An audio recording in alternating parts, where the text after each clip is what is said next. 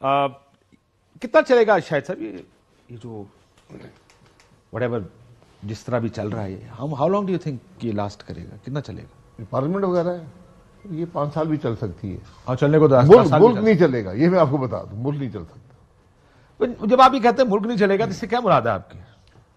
मुल्क में बेहतरी नहीं आ सकती, ऐसे ही मुल्क के हालात भी ऐसे ही रहेंगे, ऐसे ही बस वक्त गुजारेंगे चले जाएंगे। मैं कहता हूँ अब वक्त भी नहीं है, मसला ये पैदा हो गया है, आपके पास वक्त की गुंजाइश भी नहीं है। लेकिन शायद साहब you look at political parties के ट्रबल शूटर्स या रेजोल्यूशन प्रॉब्लम्स का उनके पास होना चाहिए। दे आर द वन जो रास्ते निकालते हैं ना, मतलब इदारों के पास तो एक रास्ता होता है, दैट्स देयर रास्ता, वो कहना यही है हमारा रास्ता जी, लेना लो, नहीं लेना तो ना लो, कोई और आ जाएगा। सियासतदान रास्ते निकालते हैं। इस सिस्टम में आपको मसला हल करने वाली, यानी ये जो तफरीक की बात कर रहे हैं, इस सख्तियों की और इसकी बात करें, पोलराइजेशन की बात कर रहे हैं, मसाइल की बात करें, वो कौन नजर आ रहा है आपको? If you were Nawaz Sharif, चलें let me flip the question, अगर आप मियां नवाज शरीफ होते आज क्या करते? मियां साहब ने फैसला कर दिया, उन्होंने कल सारी बात बयान कर दी है। मसला ये है कि आपकी जो हुकूमत बन रही है वो अवाम की राय के मुताबिक नहीं है। प्रॉब्लम तो ये है, अब आप क्या करेंगे, कैसे चलेंगे? आप क्या करते अगर आप नवाज शरीफ होते? सर मैं क्या करता, मैं अगर आपने इलेक्शन के रिजल्ट कबूल कर लिए होते तो फिर आपकी राय और होती। एक दफे जब ये सारा मामला हो गया है, अवाम की राय की नफी हो गई, उसके बाद फिर ऑप्शन खराब से खराब तर होते जाएगा, फिर आपके पास भी कोई ऑप्शन नहीं रहता। भाई जबरदस्ती वो बहुत दोनों पार्टियां हुकूमत नहीं बनाना चाह रही थी, फिर बनानी भी पड़ी, तो यही होता जी। सो आप अगर होते तो हुकूमत ना बनाते, कहते यार वो जीत गया, वो जीत गया, हम हार गए, हम अपनी हार तस्लीम करते हैं, यार उसको वज़ीर आज़म बना। सब चले इलेक्शन जो मैं फॉर्म 47 के ऊपर भी हुकूमत ना बनाता। ये मेरी राय है, मैं गलत भी हो सकता हूँ, क्योंकि उससे इस सारे पॉलिटिकल स्टेप्स भी तो लेने पड़ते हैं ना आपको उसके। ये तो नहीं कि अब आप कहें कि मैं हुकूमत ना बनाता और घर बैठ जाए। स्टेप्स क्या लेते पॉलिटिकल? पॉलिटिकल आप मुल्क की बात करते हैं, आप कहते हैं हमने मुल्क के मसाइल हल करने हैं, सारों को इकट्ठा बैठने की जरूरत है। वो चीज आपके पास, क्योंकि आज आप सिर्फ एक प्योरली सियासी तौर पे, यानी एक सेल्फिश जो इंटरेस्ट है उसको भी देख लें, पॉलिटिकल इंटरेस्ट को देख लें, इस सारे मामले में नुकसान पीएमएलएन का होगा। आप पीपल्स पार्टी क्या कह रही है, हम सपोर्ट करेंगे, इत्यादि नहीं है। आज मकसूद साहब ने एक बात लिखी है, मैं आपको भेजूंगा इस बारे में। टीवी पे बताई नहीं जा सकती? नहीं, टीवी नहीं बताया। आपने कहा मैं भेजूंगा, मुझे समझ आ गई थी टीवी पे। ये गला दसन आ गया नहीं। ये कौन सी बात है कि हम इत्यादि नहीं है सपोर्ट करेंगे? भाई आप जब सपोर्ट करेंगे इत्यादि बन जाएंगे। क्या आप इस पार्टी की अपोजिशन बेंचेस से बैठेंगे, हुकूमत में बैठेंगे? वो कहते हैं ना गर्लफ्रेंड शादी नहीं करनी जी। मैं उस वक्त तो आप तो आगे जाना चाह रहे हैं, मैं तो इधर तक रुक जाता हूं जी। मुझे पता है ये आगे जा रहे हैं उधर से, मैं इससे पीछे था थोड़ा। इफ यू वर मियां शहबाज शरीफ, आप क्या करते इस क्वागमायर से, इस निजाम, इस मुश्किल से निकलने के लिए? देखिए, मियां शहबाज शरीफ अगर मैं होता तो मैं बिल्कुल वही करता जो मैं कर रहा हूं। अगर मैं नवाज शरीफ होता तो मैं last leg of my political career मैं इस चीज को कतन तस्लीम ना करता और मैं हल्फ उठाने भी ना जाता।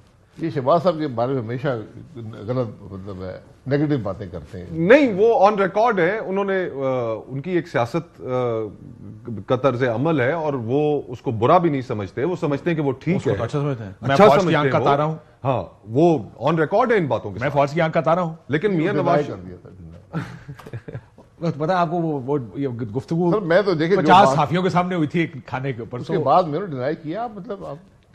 लेकिन वो फिर हमें पुल का इफ्तिताह की तकरीब भी याद है, ये बाराकोव बाईपास जब वो बना तो वहां पर भी वो गुफ्तगू इसी तरह की करते हैं और हमेशा से उनका सियासत के अंदर एक व्यू रहा है और ठीक है, उनका व्यू है, हम उस व्यू की रिस्पेक्ट करते हैं, उसे एग्री नहीं करते।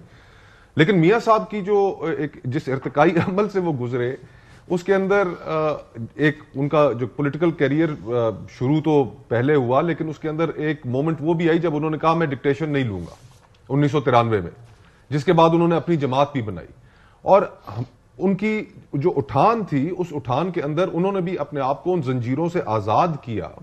आजाद करने के बाद उन्होंने अपनी पोजीशंस लेनी शुरू की सियासत के अंदर। ये कम से कम आखिर उनकी पोजीशंस का नहीं होना चाहिए था। लेगेसी ऐसे खत्म मैं उनकी जगह होता, मैं यकीन मानिए मैं ये कहता कि ये जी कि ये फॉर्म 47 जो है इनके तहत मुझे जीत कबूल नहीं। नंबर एक, मैं हल्फ उठाने ना जाता अपनी एग्जाम्पल से। जो मेरे पार्टी के लोग हैं शायद वो पीछे मेरे खड़े होते और मैं कहता कि मैं ऑपोजिशन में बैठूंगा, जिसको अवाम ने मैंडेट दिया है उसको हुकूमत बनाने दे, डट के ऑपोजिशन करता। कद उनका पहले ही एक बड़ा कद है, नेशनल लेवल के वो लीडर हैं और उनका ऊपर जाना था। लेकिन ये जो उन्होंने चीज एक्सेप्ट की है, माजरत के साथ, मैं तो ये कम अज कम तवक्को नहीं करता था। शाह साहब, आप तो बड़े अरसे से 88 से उनके साथ हैं। आखिरी दफा ये जो 2024 में उन्होंने डीलिंग की है, ये आपने आखिरी दफा कब देखी थी इस तरह की डीलिंग, इतनी इंट्रेंच होके, इतना घुस के? और आप देखें, डीलिंग आप किसे कहते हैं? ये सारा मामला पैदा हुआ 2022 में। 9 अप्रैल 2022 को हुआ, पाकिस्तान मुस्लिम लीग नून फॉर्म 45 पे अक्सरियत ले लेती। 47 की जरूरत ही ना पड़ती, 45 पे आपकी अक्सरियत थी 9 अप्रैल 2022 को, जिस दिन अदम एतमाद के बाद अब इलेक्शन में जाते तो आपके हालात और होते। ये जो 16 महीने की हुकूमत है, इसने आपको मुकम्मल तौर पे पॉलिटिकली बैंकरप्ट कर दिया। इनका नहीं छोड़ा, कह रहे हैं जी कि कितने दर भी नहीं छड़िया। नहीं, वो उसे बहुत नुकसान पहुंचा है, जिसको आपने इलेक्शन पे देख लिया है।